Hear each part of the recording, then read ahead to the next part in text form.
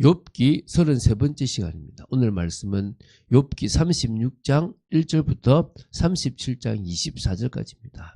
36장 1절부터 4절 말씀을 합독하고 욥기 36장과 37장을 보도록 하겠습니다. 자, 그러면 욥기 36장 1절부터 4절 말씀을 한 목소리로 합독하겠습니다. 엘리후가 말을 이어 이르되 나를 잠깐 용납하라. 내가 그대에게 보이리니 이는 내가 하나님을 위하여 아직도 할 말이 있습니다. 내가 먼 데서 지식을 얻고 나를 지으신 이에게 의를 돌려보내리라.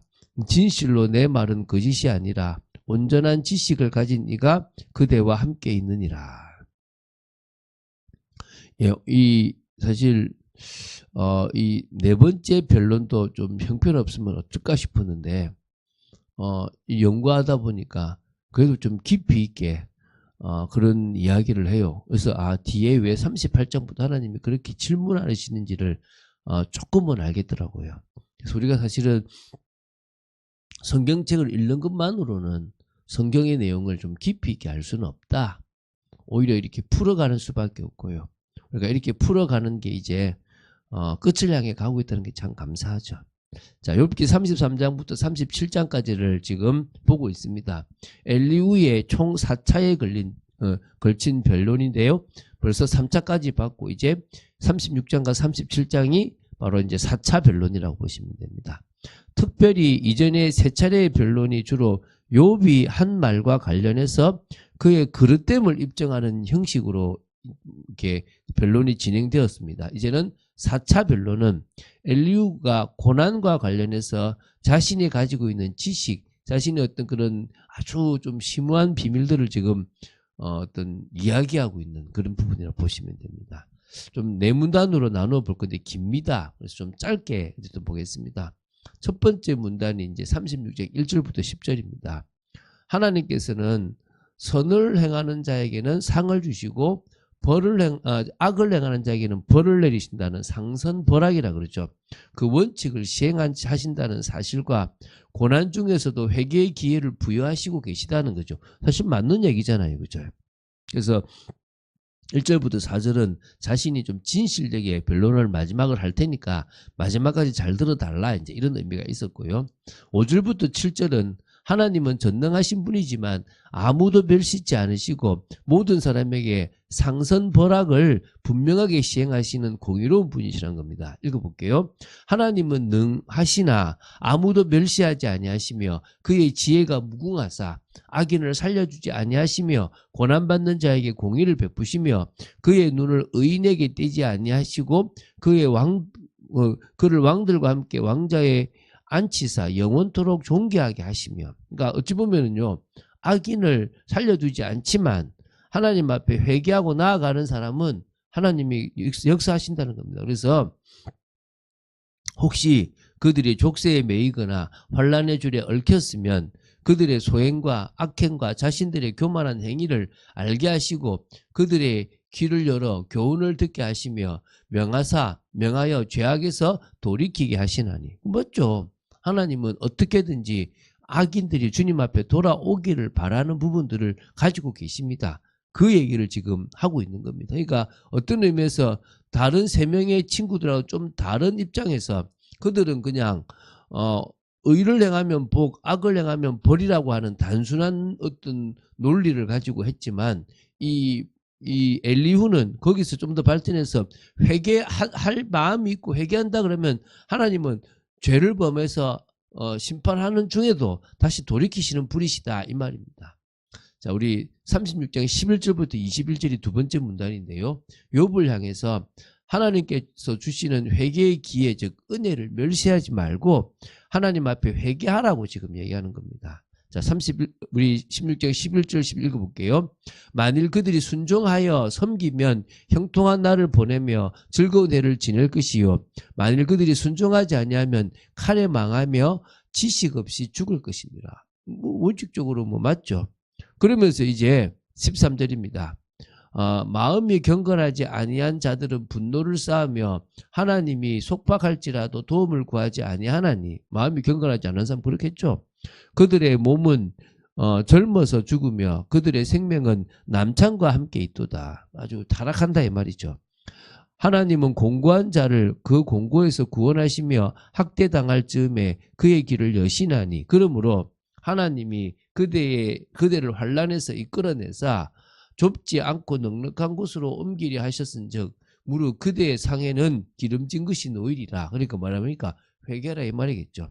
이제는 악인의 받을 벌이 그대에게 가득하였고 심판과 정의가 그대를 잡았나니 이제 악인도 똑같이 보고 있습니다. 그대는 분노하지 않도록 조심하며 많은 뇌물이 그대를 그릇된 길로 가게 할까 조심하라. 그대의 부르짖음이나 그대의 능력이 어찌 능히 그대가 공간 가운데서 그대를 유익하게 하겠느냐. 그대는 밤을 사모하지 말라. 타락을 사모하지 말라 말이죠. 인생들이 밤에 그들이 있는 곳에서 끌려가리라. 삼가 악으로 치우치지 말라. 그대가 환난보다 이것을 택하였느니라.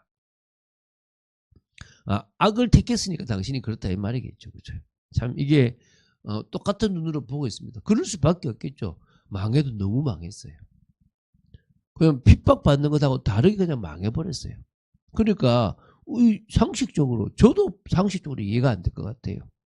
예를 들어서 우리가 질병이 생기는 것은 뭐 우리가 암이 생기거나 이런 거는 우리가 스트레스가 있으니까 좀 당신의 성격을 바꾸어라. 내가 볼 때 당신이 타락보다는 너무 걱정하는 부분이 있다. 이렇게 볼 수도 있잖아요. 이건 뭐 질병 왔지, 다 죽었지, 다 망했지. 뭐 얼마나 지금 가슴 아픈 일입니까? 그러니까 이거는 도저히 당신이 뭔가 잘못 안 했으면 안 된다. 이런 일이 안 생긴다. 이제 이렇게 얘기하는 거죠. 자, 이제 좀 심오한 얘기를 할 겁니다. 세 번째 문단은요. 36장 22절부터 37장 13절까지인데요. 온 우주에 드러난 하나님의 권능과 하나님이 행하시는 그 역사의 절대성을 좀 논하고 있습니다. 한번 읽어볼게요. 21절 하나님은 그의 권능으로 높이 계시나니 누가 그같이 교훈을 베풀겠느냐. 누가 그를 위하여 그의 길을 정하였느냐. 누가 말하기를 주께서 불의를 행하셨나이다 할 수 있겠냐. 그대는 하나님께서 하신 일을 기억하고 높이라. 잊지 말지니라. 인생이 그의 일을 찬송하였느니라. 맞죠? 그의 일을 모든 사람이 우러러 보나니 먼 데서도 보느니라. 하나님은 높으시니 우리가 그를 알 수 없고 그의 횟수를 헤아릴 수 없느니라. 어떤 의미에서 지금 욥이 지금 엘리야가 잘 말하고 있어요. 그런데 이게 지금 모든 고난이 죄에 대한 하나님의 징계라고 하는 그 부분만 딱 이렇게 제외시킨다면 그 진리에 맞는 말을 하고 있는 거예요. 그러니까 너 지금 죄다. 너 지금 잘못했다. 그래서 지금 징계받는다. 요거 하나님은 그거 아니더라도 징계할 수 있고 또 죄인에게도 가만히 보고 계실 수도 있는데 무조건 그렇게만 보고 있다는 거예요. 그 논리를 지금 깨고 있습니다. 이제 또 계속 하나님에 대한 얘기를 합니다. 읽어볼게요. 자, 이 좀 진짜 깊어요. 이것 때문에 아마 하나님이 하셨던 것 같아요. 그가 물방울을 가늘게 하시며 빗방울이 증발하여 안개가 되게 하시도다. 저희 심오한 얘기를 하고 있죠. 그것이 구름에서 내려 많은 사람에게 쏟아지느니라. 겹겹이 쌓인 구름과 그의 장막의 우레소리를 누가 능히 깨달으랴. 그러니까 누가 만들었냐고 하나님께서 이제 질문하시겠죠. 보라, 그가 번갯불을 자기의 사면에 펼치시며 바다 밑까지 비치시고 이런 것들로 만민을 심판하시며 음식을 풍성하게 주시느니라. 이거 뭐 어떻게 하냐라고 하나님 물으신 게 지금 뭐 마치 아는 사람처럼 얘기하잖아요. 그죠?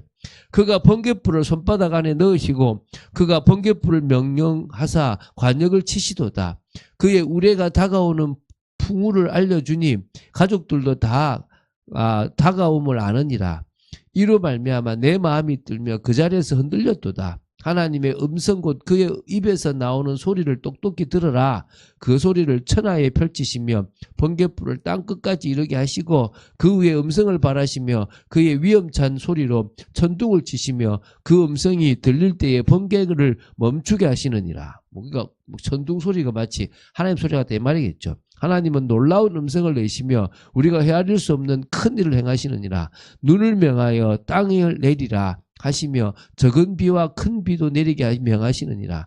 그가 모든 사람의 손에 표를 주시어 모든 사람이 그가 지으신 것을 알게 하려 하심이라. 그러나 짐승들은 땅 속에 들어가 그 저소에 머무느니라. 폭풍우는 그 밀실에서 나오고 추위는 북풍을 타고 오느니라.